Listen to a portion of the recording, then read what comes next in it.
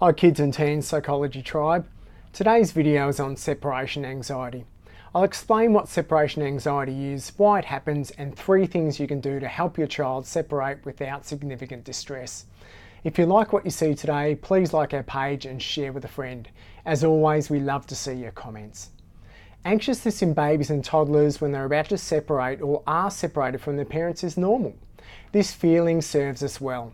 It keeps us close to our caregivers, and in prehistoric times, this kept our species alive by ensuring that kids didn't just wander off and fall down a ravine or chomp on a spider.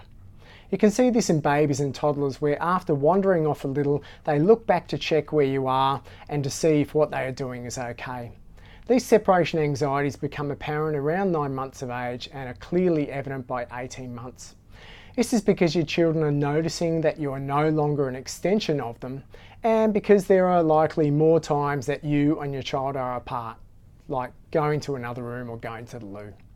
Separations can be tough as babies and toddlers often cannot name their anxiety. If you remember from our previous video, Calming Anxiousness, being able to name a feeling can help shrink it.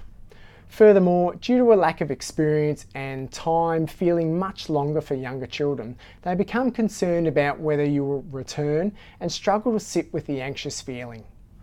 Typical situations where separation anxiety is likely to occur include when children are beginning daycare or school or are going somewhere they are unfamiliar with. This is their safety system switching on, and the best way to get safe is to seek out your mum, dad or trusted other. The fear of strangers is a very similar feeling to separation anxiety, and when a child is going somewhere unfamiliar, where there are children and adults unknown to them, this can all feel a bit scary. So, what can you do? Firstly, prepare your child. If they're commencing daycare, kinder or school, talk to them about this a few weeks in advance. Let them know what it will be like, when they will go, what they'll do. Visit the new place before you have to leave your child for the first time. Maybe spend 15 minutes there if that's possible. If this isn't possible, maybe looking up pictures of the place on the internet and inviting questions from your kid might help. Even if your child is a baby or toddler, this is still useful as very young children can still feel your intention and remember, even if they can't recall this in words later on. Secondly, prepare yourself. These things can be tough on parents, and leaving your child at a new place can pull on those parts of ourselves that are deeply connected to our kids. Expect that your child will become anxious and that this is normal and not a parenting failure. Allow some time for your child to become familiar to the environment and feel safer before you leave. Don't rush the exit, otherwise your child will think they need to do the same. Thirdly, allow your child to take something small with them to remind them of home and of you. They may wish to take a photo of you to look at during the day.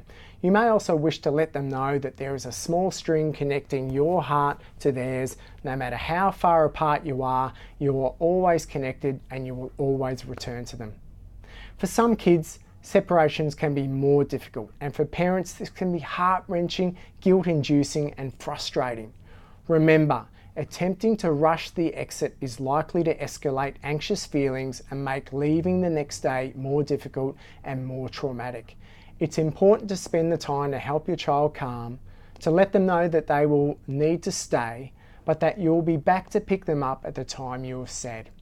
It is also important to acknowledge and validate their worries, whether they are real or imagined. If you're not sure how to do this, please check our videos on calming anxiousness and 3 do's and 1 don't in calming anxiousness. I hope this has been helpful in helping your child to calm in their separation from you. If the problem's more serious than this or has persisted for a long time, please call us to see how we can help. Bye for now.